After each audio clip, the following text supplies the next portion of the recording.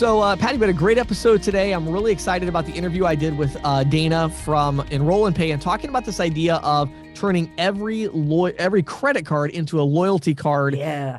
One of the stats I was most interested in is that they're seeing between 30 to 70% conversion, meaning 30 to 70% of all the credit card payments in these businesses are signing up for the loyalty program. That is an insane number. An insane number. So we're going to talk about why that's important and how this really is an interesting pitch for merchant services agents that integrates well with what we're doing in our industry. And I loved your insiders report today about crypto. Tell us about that a little bit. Yeah, there's a lot going on in the crypto world. Things to keep a lookout for because merchant acceptance and consumer demand seems to be picking up. And then James, I loved your question from the field. Getting people off the fence. That's a great topic for this time of year. Yeah, and I decided this time to. What happened was I got an email from an agent asking me about the situation with a particular merchant that really should have moved forward. There was a lot of savings there, but they said call me after the holidays. And I thought, well, you know what? Rather than me emailing back, I just scheduled a Zoom. I recorded it. And so today you're actually going to get to hear a real, question from an experienced agent and me giving some tips that I think you'll like. Just a reminder, our sponsor. Oh yes, Lavu, the cash discounting point of sale system for restaurants. So you can check out lavu.com and we'll have more information about that later in the episode. Let's go. Welcome to the Merchant Sales Podcast. Hey everybody, I'm here today with Dana Doms. Dana is the Director of Global Sales for Enroll and Pay. How you doing today, Dana? Great, thanks. James, yourself? Doing fantastic. So really excited to have this conversation today. We're going to be talking about this crazy idea of turning credit cards into loyalty cards. Really, I think a very unique concept. Before we dive into that though, Dana, tell us your story a little bit. How long have you been in the industry? How did you end up working here with Enroll and Pay as your position you have there? And also tell us a little bit about Enroll and Pay, kind of big picture and what you're doing today. Sure, yeah. Brian, who's the founder of Enroll and Pay, and I met approximately 10 years ago, around there.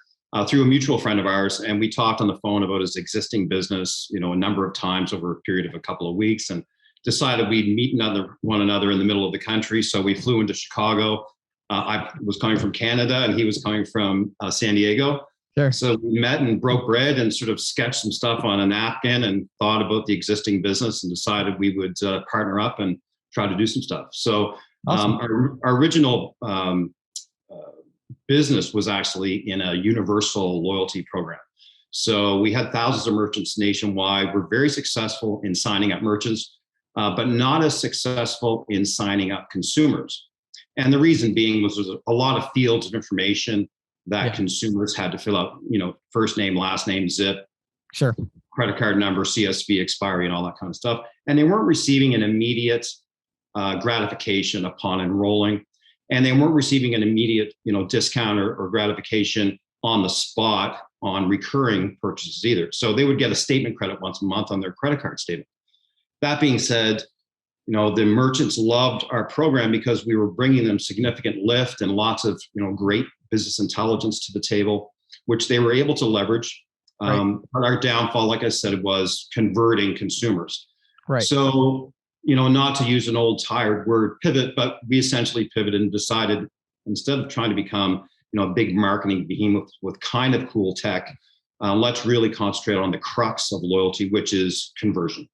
Yes. And so we decided to, do a complete 180 and really concentrate on being a tech company and trying to find sort of the holy grail, if you will, of loyalty by signing up as many consumers in the most easiest fashion as possible. Hence, that's how Enroll and Pay was born. And here we are approximately 10 years later. Okay, so I love this. And you touched on a couple of things here I want to dig into. So my first question is really about the importance of loyalty in general. And more specifically, why should business owners care about having customers enrolled in their loyalty program? Because of some of the reasons you just mentioned, loyalty programs have actually not been super popular amongst the businesses that, our audience would go into, your retail restaurant type locations. It was a big thing. It was like a fad for a while. And then it kind of like died out in its popularity. Now it's coming back. So tell us about this. Why is loyalty even important? Why would merchants want to get a lot of people enrolled in their loyalty program? Well, the main reason people have loyalty programs is so they can, keep in contact with their consumers post-transaction. And any savvy merchant is really going to want to get to know every single person that walks through their door. Good, bad, or indifferent, whatever that communication is post-transaction, that's Right. very important. You're going to want to be able to communicate to every single consumer if possible. And traditionally, loyalty programs have been very clunky, like I mentioned earlier. Lots of fields of information to fill out, or carry a separate card, Right. or give me your phone number every time. So that friction at the point of interaction has really been the downfall of traditional loyalty programs. Some have been relatively successful, some haven't. So that's why we've created Enroll and Pay to really, streamline that whole process, so a consumer can simply pay and enroll all in the same step and get that immediate gratification for enrolling. Love it. Love it. Okay. So now let's kind of even pivot a little bit here in this conversation, using the word you use there. And let's talk about the ISOs and agents here for just a second. So, I have the opportunity to consult with a lot of different software companies, different tech companies. And, many of them are like, oh, we really want to leverage all of these, thousands of individual agents and small ISOs and stuff that are out there independently selling payment processing. And, for a while I used to advise people, yeah, you should do that. It'd be great. And then I started saying, it's probably not going to work for you because most of them that come in, they want to leverage the distribution, but they're not actually like tightly integrated. There's really nothing about their service that requires payment processing. And I think at its core, our audience is like, well, I want to get the payment processing account. Like, I need something I can sell that is a value add, but that requires the payment processing. So let's bring this all together for us, if you would. So we understand the importance of loyalty. We get it that, obviously I'm sure you could give us tons of statistics of, when somebody's enrolled in a loyalty program, they're going to shop more, they're going to get more revenue and all of that. Then you talked about this friction that existed. So bring this together for us. What is Enroll and Pay doing now to remove that friction, and how does that impact ISOs and agents and kind of their value proposition here? A great question. So our rollout model our distribution model rather, is through large ISOs and processors, as you know, and we simply white label the platform to them. Right. What we've done is we've extended our platform for free to every single one of their merchants for a 60-day trial. Whether or not they hold the processing with them or not, it's a very compelling proposition to be able to walk into, perhaps it's a merchant that one of your agents or ISOs wants to try to land. Right. And so they can offer our platform for free for a period of 60 days. And we're going to push out some offers. And then it's a simple economic conversation at that 60-day juncture. The lots of fields of information and data that's very valuable. What was my conversion percentage? What was my basket size for non-members compared to members? Right. What was my revenue generated from, the 2 or 3 campaigns in that 60-day juncture? So it really becomes, like I said, an economic conversation between the agent and the merchant, in that they're going to want to either continue on leveraging that data or they're not. And 99.9% of the time, they're going to want to continue on. And then, of course, the agent or the ISO, being that trusted advisor, if you will, has really brought some value to the table for the merchant.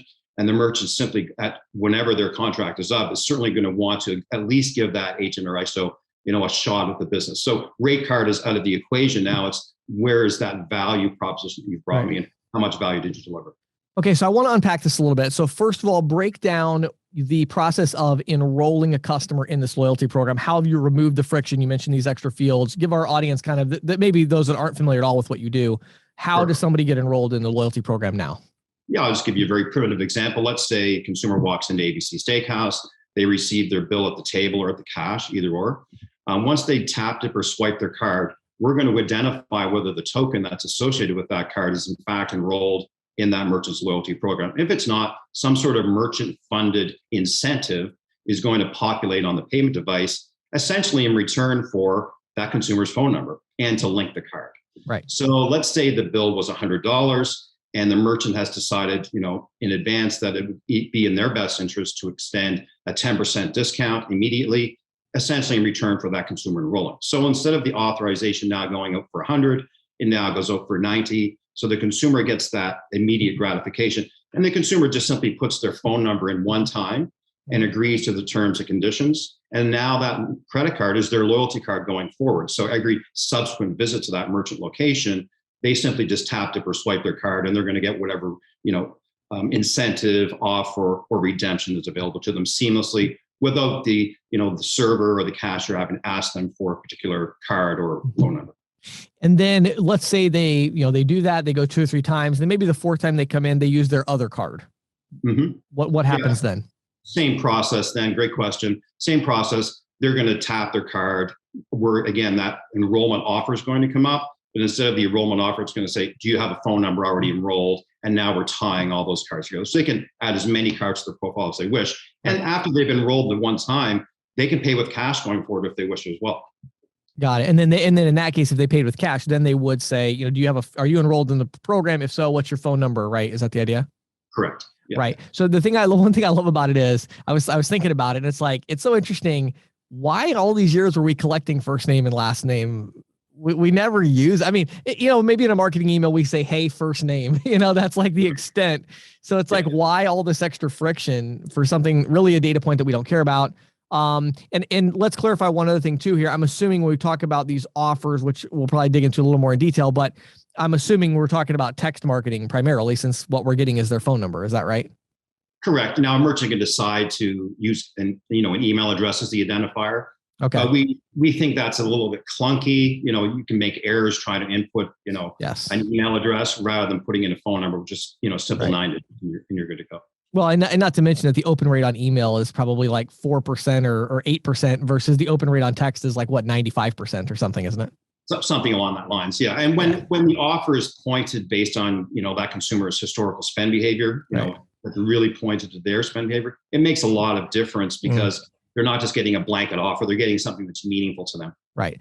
Okay. So we unpacked that piece. Now I want to talk about the ISOs and agents for a second. So, I mean, I think this is pretty simple, but maybe some people didn't quite catch this. I mean, obviously, if the card is the loyalty, card, if the credit card becomes a loyalty card, well, then obviously the payment processing is not only integrated, but is integral. I mean, you could go in there and say, we have to do your payment processing because otherwise we won't have the token that we need to track the cards for the loyalty program, right? Correct. Yeah. So, once the agent or ISO has that business and capture, the merchant's never going to want to leave them. And not to pat ourselves in the back too much, but we really, refer to our platform as a churn killer, right? In that the merchant's not going to want to start the wheel and that whole process over again by having to enroll from scratch. Okay. All right. So let's see. I'm just going to restate some of this here and tell me if I've missed anything, but I think the general concept is great. If the idea is we have 60 days free. So let's say I'm an agent out in the field. I primarily am selling, restaurants. And so I would go out, I'd say, hey, when you sign up with our payment processing, here's what we offer, the 60 days free of enroll and pay, the idea of how it works and everything. Then the merchant would activate it, which is as simple. We'll talk about how to activate it, but very simple. They start collecting these phone numbers. And then throughout that 60 days, they're going to send a few text marketing notifications out, hey, we've missed you, come back and get 10% off or whatever.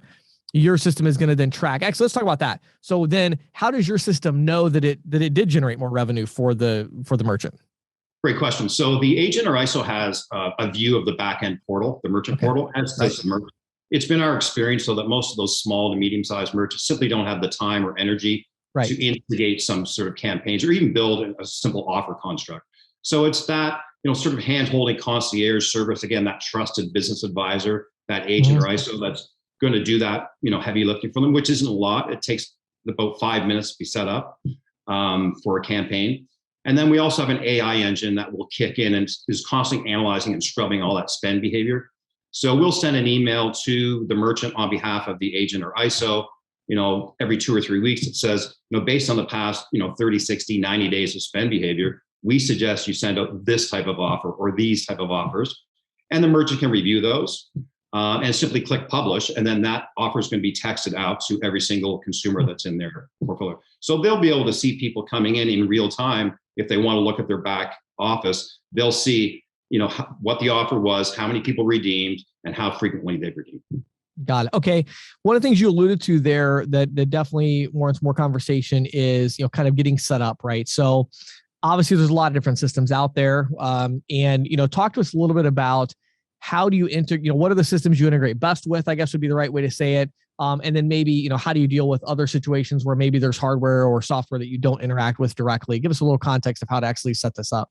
Sure. Yeah. So we live on the payment terminal. So we do integrations with all the major payment device providers. So PAX, obviously we're with PAX, which all the A series, you can actually download, or a merchant can download our app directly from the global marketplace and literally be up and running in 5 minutes if they wish. So they can do that on their own. Typically, we're finding the agent and ISOs are doing that for them just so they know how to set it up properly, or they can call on us if they wish.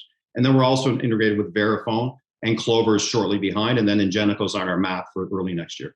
Okay, great. So you have pretty good coverage in those situations. And I would imagine, again, one of the things I love about this is, it's funny. I used to think it was like a benefit to say, well, but if you have to, you could do a separate terminal or something. But I like that it's like, no, this has to go with the payment processing. This is like part of it, right? And so I think that integration is super interesting, because the truth is most payments professionals don't want to sell a separate thing or a separate device or something in addition. They want to say, this is payment processing. That's what I'm selling. And guess what? I have this thing that makes it more valuable, but it's totally integrated and necessary, right? Most definitely, yeah. And when the merchant sees the basket size and the revenue increase, in turn, the domino effect, of course, is that the ISO or agent is getting that additional revenue processing fees along with it. So it's a win-win. Right. You're growing the revenue, which is growing the fees. I love that. Okay, so let's say we have a merchant. They've been with Enroll and Pay for like 3 to 6 months. They've gotten a lot of their customers to enroll in this program by using their card, and they're getting these return visits. How are they able to really monetize and leverage this? Give us some, maybe some examples of the types of offers that they're doing. Maybe an example of a restaurant or retail or whatever you might have. What are some examples of that? How are they leveraging it? And then if you have any high level stats, I know you can't share too much detail, but as far as like, what are they seeing? How much revenue increase are we talking about? Give us some stats on that if you could. Sure. So we see as high as 70% conversion, depending on how compelling that initial enrollment offer is, and on the low end, 30%. So back one side. So that number you're saying, of the transactions where people are using their card, they're able to get 30 to 70% of those people to give their phone number and enroll in the loyalty program. Correct. Wow, that's insanely high. Okay. It is unheard of in the loyalty industry. And the reason being is that we're capturing 100% of those swipes, so right. As long as that initial enrollment offer is compelling enough and is suitable for the consumer, they're going to enroll every time. Yeah. So there's the first time offer, and then there's ongoing offers. Some merchants decide to have it, an ongoing, 5% off or 10% off, or points, or electronic punch card. We can work very well in a sort of like a coffee shop, sub shop scenario where it's buy 5 copies, get the 6 free. That approach to loyalty has been full of theft and fraud for years by simply just punching the punch card, right? So now that's easily trackable. And then going forward, I'll give you some examples of some of the restaurants that we have on board as merchants where, for whatever reason, the chef has walked into the walk-in fridge and realizes they have a glut of, let's say, sirloin. So what am I going to do with this sirloin? For whatever reason, they ordered too much, or business wasn't robust as they thought it was going to be. How do I get rid of the sirloin? So they can simply reach into their database and pull down every single person that's bought sirloin in the past 60 or 90 days and say, we're going to have a 2-for-1 special this Tuesday night. So again, that all is tied to the payment card. The consumer just simply walks in and pays with that card without even having to announce themselves. So one thing you just brought up that I think, we should clarify is, it sounds like what you're saying is that Enroll and Pay, in addition to kind of taking these cards, multiple cards, and attaching them to a single kind of customer record, it sounds like you're saying in some of these, like, say a Clover, you're also attaching to say, we know, Enroll and Pay knows what that customer has purchased. So you're also kind of syncing the inventory and order and purchase history to this customer as well as to the cards. Is that right? Correct. In most instances, we're able to capture the line item detail or the SKU data. Right. So it makes that post-transaction marketing much more meaningful for the consumer, and also much more, easier for the merchant to manage, because now they're actually sending out offers that are specific to that spend behavior. Love it. Okay. So I think we covered most of the detail. In addition to the, revenue going up, which is going to increase residuals, right? What's the economic model for Enroll and Pay? And I thought maybe you could even give us a couple examples for whether it's, not getting too detailed, of course, I understand that, but we have, maybe your larger ISOs, as you mentioned, they may want to white label Enroll and Pay and really do a full blown, talk to us about how that works. I would imagine it's some kind of an opt out or something. And then maybe talk about for the smaller ISO, the 1 to 3 person shop who maybe they don't want the white label version. They just want to offer this. So maybe you could talk a little about how you work with the ISOs and agents. Sure, yeah. So for the larger processors and the super ISOs, we typically will white label our platform to them. So it's their brand, simply powered by us. Mm-hmm. They're the face. They're the ones that are the trusted business advisor for their merchant base. They have that relationship. So it just makes sense that it's ABC loyalty program powered by us, because the merchant knows that brand and that processor. So that being said, we also have a number of smaller agents and ISOs, the 1, 3, 4, 5 person shops that just simply resell our platform. Right. So it's still that merchant's loyalty program. It's just powered by us. It's just our engine. So whether it has enroll and pay stamped on it or has, ABC ISO or processor stamped on it, it doesn't matter to us. Right. Sorry, go ahead. I was just going to say, to clarify for the larger organizations, are you talking about actually, potentially creating a different app in the various app stores for them? Like, how far does the white label go? And then also the economic model, is it some kind of a buy rate, or like, how does that work? Yeah. So we do give a buy rate. So, and I won't give you the exact numbers, but it is tiered. It's very competitive. Excuse me. And like I said, we're giving it to the ISOs and agents for free for 60 days. Mm-hmm. So it's good for them as it is good for the merchant. So we simply give them a buy, and then they can, charge whatever rate they want to their merchant after the fact. Sure. Typically, there's going to be a variable cost for e-receipts and text campaigns, which is added into it. But the buy rate on the bottom end, all in, is going to be around $10 or $12 per month per mid for one person shop. Right. So it makes it very, very compelling offer. And a lot of those smaller agents and ISOs see such benefit from the increase in basket size and revenues that they simply give the platform away for free, because they never want to lose that customer, and they also want to be bringing that value to them on an ongoing basis. Sure. And then maybe they would charge extra for, the text campaigns, that kind of thing, as it grows, is the idea, right? Correct. Yeah, correct. Right. Yeah. That's interesting. And it's interesting too, because, especially on some of these larger merchant accounts, I would imagine the revenue from the enroll and pay side could actually become significant if they've got, several thousand people and they're sending text campaigns out twice a week or something. I would imagine that there's some pretty good revenue there from what I know about text marketing. Most definitely. Yeah.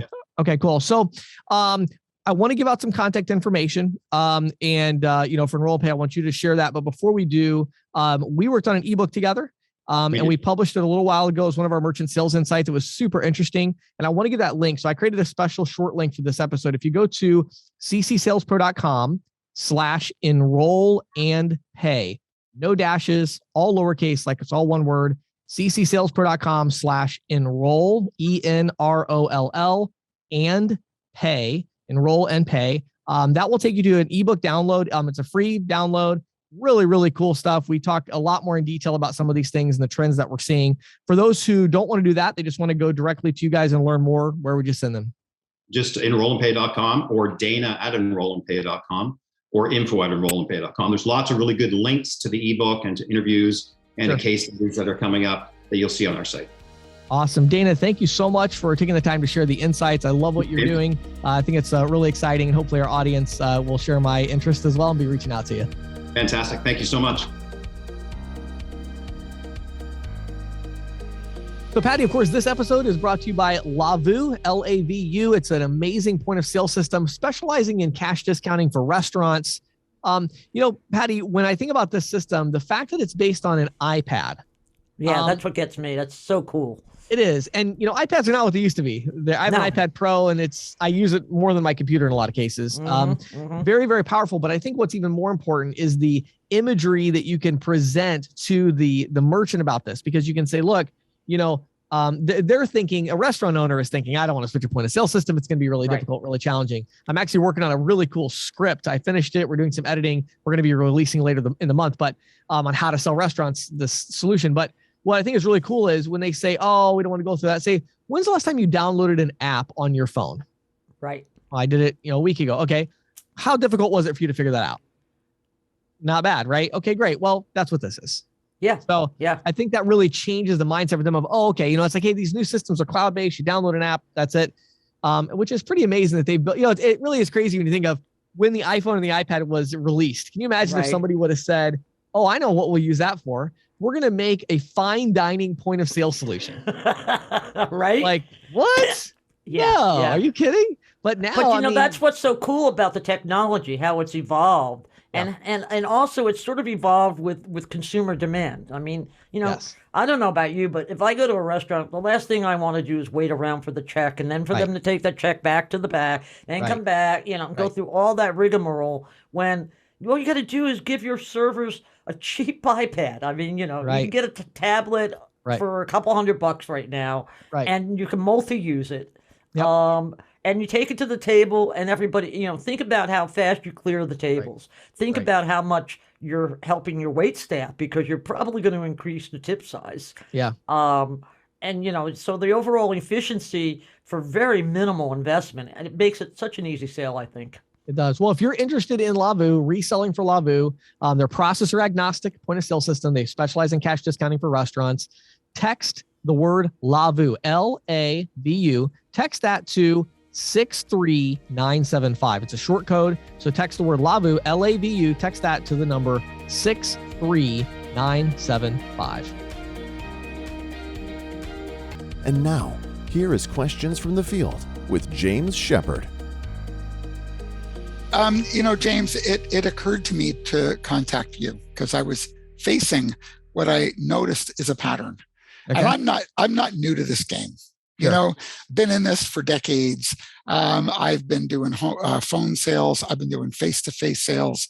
Sure. And, I do web demos. I overcome objections. I crunch statements. I do all the daily do that you have to do in this business. Sure. And I'm on the phone with this guy. And this is an example of, this was the example that inspired me to reach out to my friend James. I basically said, to this guy, well, we've crunched your statement. We've done a web demo on our platform, the equipment, the capability. You were really fired up about this. You wanted me to put everything out to you in an email and send you our sample agreement, which I did. So as we agreed today, I'd like to get back on that sample agreement, send it, go over it with you and make sure that everything is exactly as we said. And out of the blue, he kind of says, well, I did get it, but I need some time. I said, okay, fair enough. You need a little time. If you don't mind me asking, what do you need some time for? What are you going to do with the time? He goes, I can't get to this right now.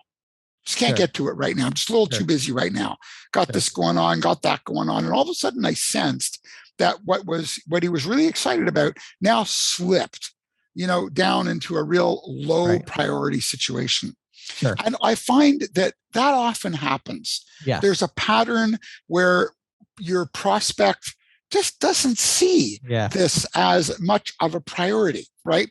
And I do know that, often what I will say is, maybe there's something here you're not trusting or believing. Like, I'll try to address that elephant in the room. Sure. And basically, what I told him, the example that I gave him was, Bob, all my merchants are called Bob. Bob, if you found out that the bank made a mistake, a $200 mistake today in your deposits, what are the chances that you'd stop what you were doing to try to get back that money? He said, I'll be on the phone right away. Right. I go, okay, so if I'm offering you $200 a month, that is your money that is being taken by other people by mistake. Right. Why wouldn't you have the same fire in your belly to get that money back? Right. And again, it was like, well, I hear you, but I'm just too busy. Just call me next year. Right. I lost the call and I'm thinking to myself, what is it? I tried doing the sale right. I tried doing all the steps properly. And so there it is. Okay, cool. and that. Yeah. I like it. So let me give you two thoughts and we can brainstorm a bit here because, you have a lot of experience in this as well. I think for me, I look at this as two different problems. So the first problem is, how do we avoid this objection altogether? The next question is, how do we deal with the objection if we get it anyway? Because we're going to get it sometimes, no matter how good we are, of course. As far as avoiding it altogether, I think that one of the most important pieces of this is, as we get past the initial prospecting stage, we really have to be intentional about the information that we provide and the timing of when we provide the information. So as an example, for me personally, what I always had a rule was, if I'm trying to finish the sale over the phone, or in person for that matter, I will never send the information until I am on with the person live. So I'll give you an example. I would send an email and say, hey, I got your proposal done. I'm ready to go over that with you. What's a great time that would work for you? And I'll set it up. And then I'll say, hey, I've got an email ready to go. As soon as we jump on, I'll send it to you. Well, then we would jump on a Zoom or we would get on a phone call and I would say, hey, I'm about to press send to send this to you. Are you at your computer right now? Or we could go over this for 10 or 15 minutes. So to me, I try to get that piece of the confirmation because what I find is usually once you get past that point, as you found, you kind of are in a black hole. It's like, I don't know, like, what's the issue here? Is it, are they really too busy? I mean, obviously at the time of this recording, we're in between Thanksgiving and Christmas. So yes. I'm too busy is the most common objection we're going to hear. I don't know. Is he really that busy? Did he see one of the numbers and it wasn't what he thought? So, and the other thing I'll tell you is when you are giving a written proposal, usually a written proposal is going to have monthly savings, which in my opinion is the worst piece of information to provide initially. I want to give 3-year savings as the first number. So, as we all know, sales psychology, right? Everybody looks, the first number they hear is the only number they care about. So I decided a long time ago, the first number anybody was going to hear from me was going to be 36-month savings. So if I'm saving somebody $100 a month, let's say, or in your case, you're saving them, $200 a month. So I would go 200 times, 36, and I would say that's 7,200. So what I would say is, on the call, I'd say, well, first of all, before we dive into all the details, let me give you the big picture here. Okay. Now let me start by saying, if I came to you right now and said, I would like to cut you a check for $7,200 and you don't have to do anything. It's a government grant, let's say, right? The government's got a grant program, $7,200. You don't have to pay it back. Would you accept that check from me? Obviously. No, of course, right? And then you say, well, I've got good news for you because that is literally exactly what we're going to talk about today. So my average customer actually stays with me for 5, 6, 7 years usually, but the industry average is 36 months. So if all you do is stay with me for 36 months, I'm going to be able to put $7,200 right to your bottom line. So I don't know about you, but that sounds like it's significant enough that we should explore further. Wouldn't you agree? Totally. Yeah. Right. So that's number one. So there's a few tips to kind of like try to avoid it. It's going to happen occasionally, right? So try to avoid it. Then sure. When we get past that point and we've got the objection, I'm too busy, what I really like to do, and I've really been into lately, Chris Voss and he has his book, Never Split the Difference. I went through his masterclass. He's a ex-FBI negotiator and he had hostage negotiator and he has these fantastic tips. I've started using them in my larger negotiations and they work really well. So in this case, we would want to use what he would call labeling. And the idea is usually we say too much when we're trying to dig for information. So we might, for me, I might say, if I wasn't before this, I might have said something like, wow, I feel like everything just kind of changed. You were super interested. Now it seems like you're not interested. Why is that? Well, the tone of that is actually very accusatory. It's almost like, let's argue about this. Instead, labeling is where you just label the emotion. So all you say is, it seems like you're upset about this. Or you could say, it seems like now there's a lack of interest. So you do, it seems like, it looks like, it feels like. Now you don't ever say I. So we don't say, I think you're less interested. It seems to me like, because now we're saying our opinion, our observation is what matters. No, it's about them, right? So it seems like, it looks like, it feels like. So, it seems like you're not as interested. And that's it. You got to leave it hanging. And what they'll do is they'll fill in the blank. So then they'll usually say, it's not that I'm not interested. I'm just really busy.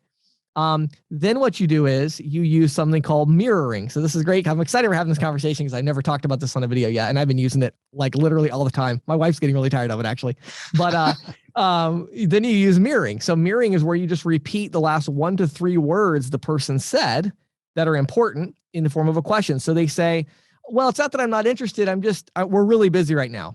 Really busy? Well, yeah, we have the holidays coming up. We are busy season. I actually just hired a new employee. Oh, a new employee? Yeah, we got them to, so you just mirror, right? And get all the information. And what'll happen is it's hilarious talking to people like this. Even my employees, I've been having these conversations where I haven't really said anything, and I'm getting just all this great information, it's like, they just can't help but share. So all this great information. Yeah, exactly. You get it. Yeah, you already catching on. It's very simple, and it literally took me. I like it. It took me probably 2 days, to figure it out. Right. And I've been using it a lot. So again, I think those things are really good. I love your illustration of the bank and saying, how I love that. Right. And so, but here's the thing I would say is then when they agree with your point of view about the bank, don't go back into the argument or the debate, just assume the sale. So let me give you an example. Let me repeat it back. So now you're the merchant and I'm the sales rep. So I would say, let me ask you a question, that really does relate to this. If you found out the bank messed up your deposit by $200, what are the odds you'd be taking time today to handle that? 100%. Excellent. Like I do it right now. Well, so obviously this is $200 a month. So obviously this is worth taking time to handle today. Now, do you have a few minutes right now, or should I call back in an hour? That's a very good point. I got right. it. So instead, just declare, I like to say declare victory whenever you can. Right. Just declare victory. I'm not going to continue the argument. I won. So it's over. So yeah, I don't know, a couple tips, maybe some of that will help you out. And I'm sure it helps immensely. It does. I love the mirroring. I love the just jump right into assuming the sale, claiming that victory. And I really, really, really learned a lot about the idea of making sure that they're on the phone with you when you do send a proposal. That's so crucial. That'll get rid of the need for a lot of that stuff. It really will. Right. You know what I mean? And again, when you're on the call with them, whenever you sense something, just label that gut feeling that you have, and I think the longer we're in sales, the more we trust our gut. I know I do. You can tell. It's not, we know they're less interested. We know that they're upset. We know they're having a bad day. And so you just label that and you're not attaching any meaning or emotion to it yourself. You're just saying, it seems like you're upset. Right. And just leave it. Yeah. It seems like something changed. Yeah. Right. Just I'm not feeling it. Yeah. Right. And then just when you say that, you leave it there and they feel like they have to jump in. Right. So anyway, but awesome. Well, I really appreciate the question and hopefully that'll help you out. For sure. And it certainly does, James. Thank you so much. All right, you too. Take care. This is the Insider's Report with Patty Murphy. There's been a lot of news lately on the crypto front, James, as I'm sure you're aware. I wanted to pull together a few things that I thought were relevant for our listeners, and some that I just found really interesting. Sure. First, federal regulators are pushing Congress for more power to regulate stablecoins. Now, stablecoins are a type of crypto that's like pegged to the dollar or the yen or something more stable. But regulators say they're afraid these fast-growing type of crypto assets could result in bank runs and payment snafus unless lawmakers give them some power to regulate. Now, this idea came from a presidential working group that included the Treasury Department, federal bank regulators, and others. And I thought this was interesting. Apparently, there's more than $130 billion worth of these stable coins in circulation as of December 1st. And that's up from $28 billion in January. Whew. Right? Now, this is so interesting. So I will profess to being a bit of a novice with this topic. So I'm familiar with more of the traditional crypto. So tell me more about this. Are there certain ones that are really popular that I would have heard of, or I'm surprised I haven't heard more about? U.S. dollar coin is the one that I'm most familiar with. Okay, so U.S. dollar coin. Okay, and that's pegged to the U.S. dollar. That's one of the more common ones that's used. I know that there's others out there, but that's the one that just pops to mind at the moment. Okay, interesting. And some of when you do a PayPal, when you're buying crypto on PayPal, often it's U.S. dollar coin that people are buying. That's probably one of the more popular ones. I noticed when I was on PayPal the other day, they had, do you want buy crypto? And there was a whole list of different crypto things you could make. They're a type of crypto that has stable value, but apparently, according to regulators, there's all kinds of human errors and management failures or disruptions that can result in these things crashing. Wow. And that of course can cause consumers to lose money, or there's also there's been several fraud cases involving stable coins. Right. Right. you know, so, you know, right now, there's no law preventing, for example, retailers or other commercial concerns from issuing their own stablecoins. So imagine a wall coin from Walmart, Yeah. right? And you know, and that there's always been sort of what they call this Chinese wall between banking and commerce. Mm-hmm. So without any kind of regulation, anybody can go out there and create a stable coin that is pegged to the dollar, but still is a crypto asset, which means it lacks reporting Sure. and oversight, Sure. which means, of course, it can become a staple of crooks, frankly. Well, and I think the other thing too is, and again, me being a bit of a novice here, I'll admit, but I'm, pegged to the US dollar relative to what? In other words, Right. how does it stay pegged to the dollar? In other words, if there was an incident and people were to lose trust in that form of currency, Mm-hmm. I would imagine it might not be worth $1 anymore. And I don't know. exactly, that's exactly what the regulators are afraid. Oh, of. okay, all right. You're right. Yeah, and that's what can happen. And again, it's not just a managerial kind of misguidance. It could also be outright fraud, right? Fraud. Yeah, that too, right? Somebody could go in and monkey around with the platform and deplete the platform of all of its assets. Sure. Sure. So I just think it's we've talked often about sort of that whole idea of the camel's nose under the tent kind of thing, Yeah. And I see this as sort of like the first step. Okay, first we're going to start regulating stablecoins. Right. Next, we're going to start regulating, Right. Dogecoin. Well, of course, there's already been significant regulation around crypto, Right. reporting, IRS regulations. The things of that IRS nature. regulations being the most obvious, yeah. Right. And the New York, if you look at New York State, which was the kind of home of Mhm. most of the crypto exchanges and things like that, they've heavily regulated that. Yes, You know. But you still have the volatility that you have course. with, Bitcoin and those things. Of course. And and to be honest, I'll be honest. A couple times I had some friends who are really into crypto, right? Mhm. And we have some kind of transaction where we're buying a gift for somebody, and it's like, Right. oh, just send me some crypto, and I'd be like, I'm not going to do that. I'll buy the crypto this morning, and it'll be worth less this afternoon. And they're like, oh, just go buy US dollar coin. That'll be fine. Right. And like you, I've always wondered in the back of my head, how long is that going to be fine? Right. Right. If it's still a crypto asset, which still Right. there's less volatility, but no, Right.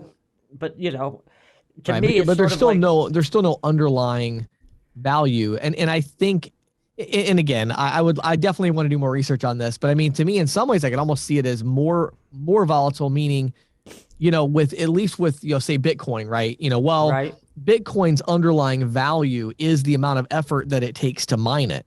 right, And so it's tied to that. And so there's actual effort involved. I'll give you a really good example. You'll get a kick out of this.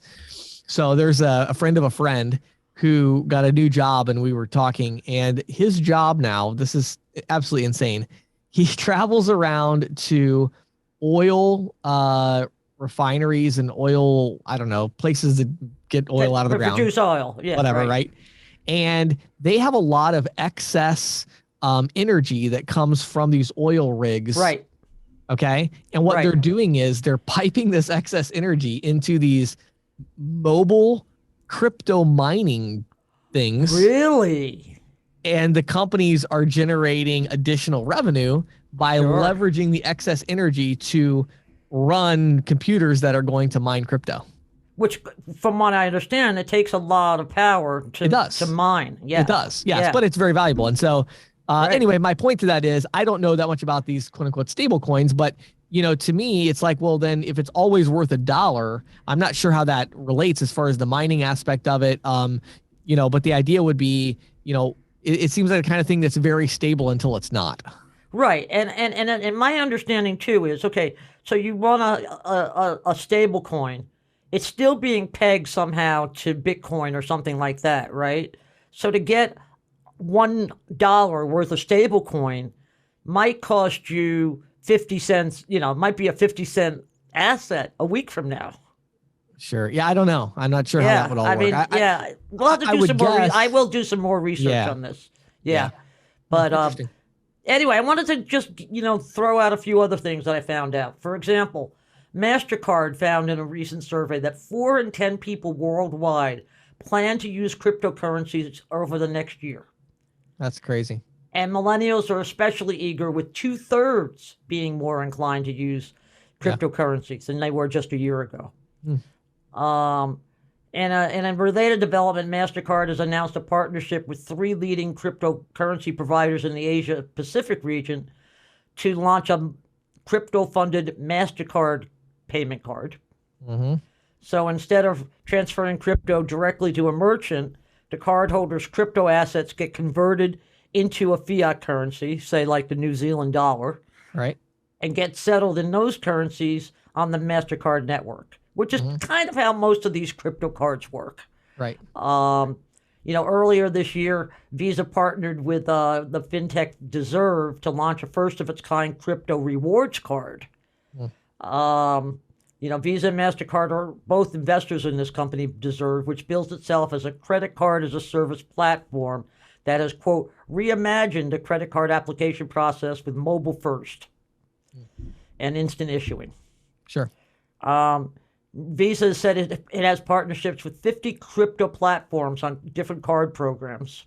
Right. And in July, it said more than $1 billion was spent using these crypto-linked Visa cards in the first half of 2021. Right. And I think just to clarify for our audience, if I understand it correctly, these crypto cards are basically a place to store the value of your cryptocurrency and then leverage and spend it in basically in US dollars is the idea. And basically what it is, most of these are like the Visa ones are rewards cards. So you're collecting your rewards as crypto. Oh, okay. I see. Okay. That's okay. So then you can spend those rewards. Right. Crypto denominated rewards. Okay. Interesting. Yeah, and then then there was another one, ACI Worldwide, which is a global software company that also does payment solutions, mostly to large corporations. Has a partnership with a crypto firm. I love the name of this, Rocket Fuel, to support e-commerce acceptance of crypto payments. I'm not sure their name inspires the confidence and stability they're looking for, but it's a nice name. But it's a great name, right? I mean, to me, it'd be a great soft drink name. Yeah, exactly. Yeah, Rocket Fuel, exactly. Rocket Fuel, yeah. Yeah. But anyway, I wanted to just, why this should matter to merchants and their payment services provider is that, there's research that shows that crypto acceptance drives up average order values. And because crypto payment processors manage the volatility, there's little risk of lost value between transaction and settlement. Yep. It also has a potential to bring in new customers. A Forrester research study commissioned by BitPay, which is a platform based I think they're headquartered in Atlanta, revealed that consumers paying with crypto have average order values of $450 compared to $200 for those using other forms of payment.